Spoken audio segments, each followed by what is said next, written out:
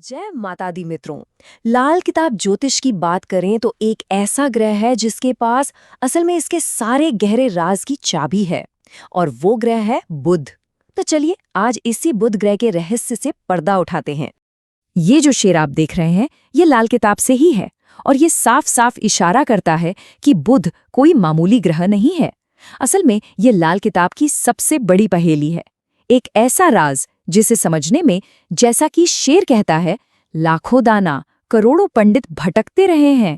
तो बात साफ है, अगर लाल किताब की गहराइयों में उतरना है तो सबसे पहले बुध को समझना ही पड़ेगा। देखिए, बुध सिर्फ एक प्लेनेट नहीं है, ये तो कह सकते हैं कि ब्रह्मांड का एक फंडामेंटल प्रिंसिपल है। वो नींव है जिस पर हम सबकी किस्मत की पूरी इमारत टिकी हुई है।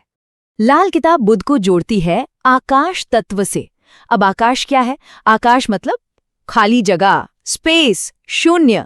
जरा सोचिए, अगर ये खाली जगह ही ना हो तो बाकी चार तत्व कहाँ रहेंगे?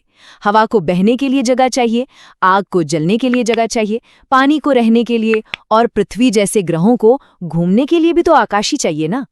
तो बुध ठीक उसी खाली आकाश की तरह है, एक खाली कैनवस, या कह लीजिए एक सफेद कागज जिस पर किस्मत लिखी जानी है। और देखिए, क्योंकि ये इतना फंडामेंटल है, इतना निराकार है, लाल किताब कभी भी इसके बारे में सीधे सीधे बात नहीं करती। नहीं, वो हमें इशारे देती है कुछ बड़े ही रहस्यमयी सिंबल्स और मेटाफर्स के जरिए। और ये सिंबल्स जो हैं, ये सिर्फ शब्द नहीं हैं, ये तो एक पजल के टुकड़े हैं। इन टुकड़ों को जोड़कर ही हम बुध के असली रूप को समझ सकते हैं। तो ये हैं बुध के वो 5 महान रहस्य: बुध का भेद, बुध की खाली नाली, तोते की 35, बुध का अंडा और आखिर में असल बुध। समझ लीजिए कि ये वो मास्टर कीज हैं जो लाल किताब के गुप्त खजाने के ताले खोलती हैं। चलिए इनमें से कुछ को समझने की कोशिश करते हैं। पहला सिंबल है तोता। पर रुकिए, ये कोई मामूली तोता नहीं। लाल किताब कहती है लाल कंठी वाला तोता। ये जो लाल कंठी है ना, ये इस बात का इशारा है कि इसकी बुद्धि, इसका इंटेलेक्ट इतना शार्प है कि ये देवगुरु बृहस्पति मतलब जुपिटर, उनके ज्ञान तक की नकल कर सकता है। ये सिर्फ रट्टा मारना नहीं है, ये ज्ञान को हूबहू दोहरा पाने की एक गजब की काबिलियत है। अच्छा, अब दूसरा सिंबल देखिए, चमगादड़। कितना दिलचस्प है ना, एक ऐसा जीव जो ना तो पूरी तरह से पक्षी है और ना ही जानवर, जो दिन और रात के बीच, आसमान और जमीन के बीच रहता है। ये डुअलिटी का, द्वैत का सबसे बड़ा प्रतीक है। और यही तो बुध है, जो अलग अलग दुनियाओं के बीच, अलग अलग नजरियों के बीच एक मैसेंजर, एक संदेशवाहक का काम करता है। तोता हो गया, चमगादड़ हो गया, लेकिन इन सब में एक सिंबल ऐसा है जो सबसे ज्यादा गहरा है, सबसे ज्यादा राज खोलता है, और वो है अंडा। जी हाँ, बुध का अंडा। ये वो कॉन्सेप्ट है जो किसी की कुंडली में उसकी बुद्धि और उसकी किस्मत की हालत को समझने की सबसे बड़ी, सबसे जरूरी चाबी है। तो सवाल ये उठता है कि ये जो सिंबल्स हैं, खासकर ये अंडा, ये हमारी किस्मत पर असर कैसे डालता है? इसका जवाब हमें इसी अंडे की हालत से मिलता है, और ये हालत सीधे सीधे कुंडली के अलग अलग घरों मतलब हाउसेस से जुड़ी हुई है।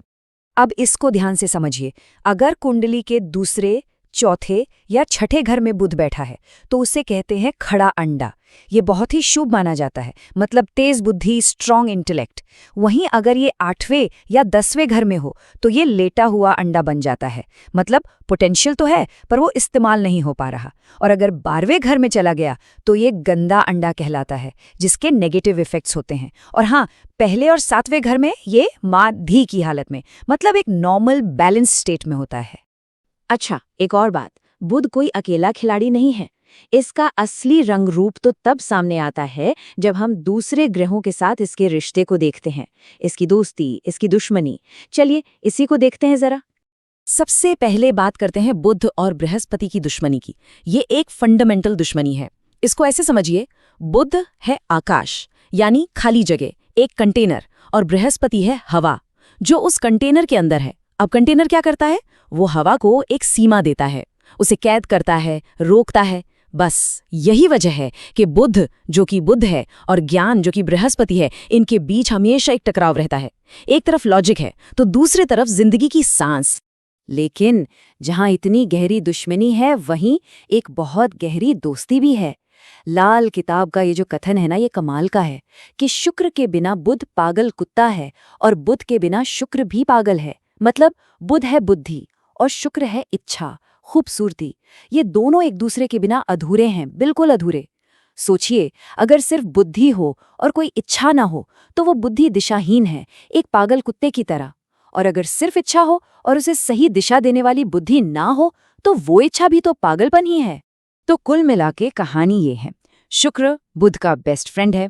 राहु भी दोस्त है, क्योंकि राहु को बुध की खाली जगह में, मतलब आकाश में घूमने के लिए खुला मैदान मिल जाता है। सूरज के साथ इसका रिश्ता बड़ा मजेदार है। अगर सूरज बंदर है तो बुध उसकी पूंछ, जो उसे बैलेंस और डायरेक्शन देती है। और बृहस्पति, जैसा कि हमने अभी बात की, वो तो इसका पक्का दुश्मन है। तो अब इन सारे सिंबल्स को, तोता, चमगादड़, अंडा, इन रिश्तों को, दोस्ती, दुश्मनी, इन सब पहेलियों को जब हम एक साथ जोड़ते हैं तो हम बुध की असलियत के काफी करीब पहुंच जाते हैं। तो सवाल वही है, उसकी बुद्धि का असली मतलब क्या है? तो चलिए अब आते हैं उस सबसे बड़े सवाल पर, उस अल्टीमेट मिस्ट्री पर, कि आखिर ये असल बुध है क्या? और इसका जवाब जितना गहरा है उतना ही सिंपल भी है। लाल किताब कहती है असल बुध है खाली खलाओ, एक सफेद कागज। समझ रहे हैं? बुध कोई चीज नहीं है, वो कुछ है ही नहीं। वो तो सिर्फ शुद्ध पोटेंशियल है। वो रॉ इंटेलेक्ट है जिस पर कुछ भी लिखा जा सकता है। वो खाली स्पेस है जहां हर संभावना जन्म ले सकती है। ये एक आईने की तरह है जो अच्छा या बुरा नहीं होता, बस जो भी उसके सामने आता है उसे वैसा का वैसा दिखा देता है। तो आखिर में ये सवाल हमारे सामने खड़ा होता है कि क्या बुध सिर्फ एक ग्रह है या फिर ये वो मास्टर की है जो हमारी किस्मत के हर एक राज का ताला खोल सकती है? लाल किताब को अगर माने तो जवाब शायद दूसरा वाला ही है।